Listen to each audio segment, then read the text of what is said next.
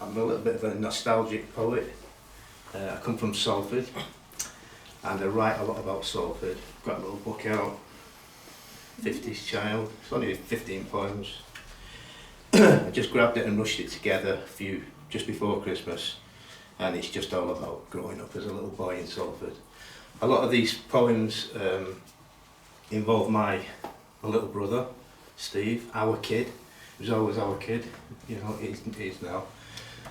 So I've got a few poems about, first of all, growing up in the street in Salford. That's actually the little street, and the docks are at the bottom there. So we lived in that little street when I was about 10 years old, and we used to look down and see the ships coming in and out of the docks. Yeah. So this first one's called Docks and Quays. When I was a kid growing up in old Salford town, our street was always empty, with no cars to be found. There were play streets for the children, playing kit can and rally-vo, and 20-a-side footy games. How times are different now. From the end of our street you could see the docks and the Manchester Ship Canal, with ships bringing goods from around the world to buy and trade and sell.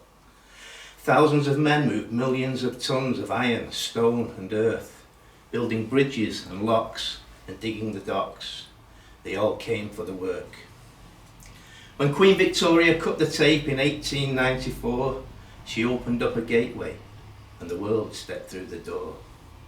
For 60 years the docks were booming, but slowly, over time, ships got bigger, containers took over. There was a gradual decline. My Uncle Jack worked on the docks, driving a roll bell and laying down plates. For almost 20 years he walked through those dock gates. When the docks were busy and work was aplenty, there was a sense of pride. But when the dock gates closed for the very last time, part of Salford died. But now today, 50 years on, it's quite a different scene. The dockers are gone, but in their place has risen Salford Quays. They've saved the docks and fixed the locks and made the water clean. Yes, Salford can be proud again of what it has achieved. It's a place where people live and work, once again the place to be, with museums, theatre, a media city and home for the BBC. A water sports centre with swans swimming by, buildings of glass reaching up to the sky, and across the water, hear the roar of the crowd, lies the Theatre of Dreams. Sir Matt would be proud.